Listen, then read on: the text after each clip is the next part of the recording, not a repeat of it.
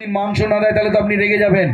বা শালির ছেলের অন্নপ্রাশনে আপনি একটা 5,000 টাকা দামের ওর পায়ের মল দিয়েছেন, পুরো সংসার ঠিক করেছেন 3 দিন খেয়ে তুলে নিয়ে চলে আসবো, তাই না?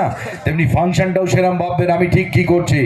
আর ফাংশন দেখা কি কঠিন, এই যে গা ঘেঁষাঘষি করে বসেছেন সবাই পাশাপাশি, বোঝা যায় মাঝে মাঝে কে কি খেয়েছে দুপুরবেলা ছেড়ে দিলেই উড়ে যেতে হবে, হয় না? আর এখানে এত সুন্দর সিট পাওয়ার পরে যা কিছু পাক চেপে চুপে বসে থাকো, উঠে গেলেই কিন্তু সিট চলে যাবে। সুতরাং ফাংশন শুরু করব। এরপরে অনেকেই আসেনি, বলেছে কি আর দেখবো ওই মোটা বিশ্বনাথকে, আর কি দেখার আছে, হয়তো সিনেমায় দেখছি দুবেলা, তারপর এই এক টিভি দেখি, ঘরে ঘরে জি বাংলা করে, ওই ওখান দেখে নেবো, আমার এই ঘুম বন্ধ করে যাওয়ার দরকার নেই, আমার ওষুধ খেতে হয়। তারপরেও যারা বসে আছে তাদেরকে কি ফেরত দিই দেখুন। আমার প্রথম জীবনে ঠিক করেছিলাম যে আমি যদি অভিনেতা না হতে পারি, টালিগঞ্জ যদি আমাকে করুণা না করে, তাহলে আমি সিঙ্গার হব। কোথায়?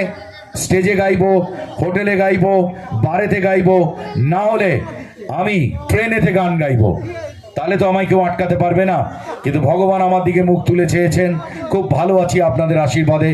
বাড়িতে আমার দুটো ছেলে, একটা 13 বছর আর একটা 8 বছর, ওদের একমাত্র বাবা আমি।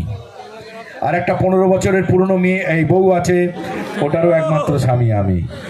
বাবা সে যা বাবা, সে বলবো কোন। তো গান দিয়ে অনুষ্ঠান শুরু করছি।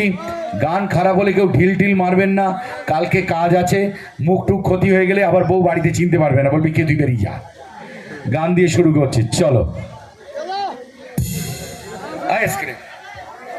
আসবো আসবো, ওদিকে মেয়েরা রয়েছে তো তাই তো বেশি যাচ্ছে।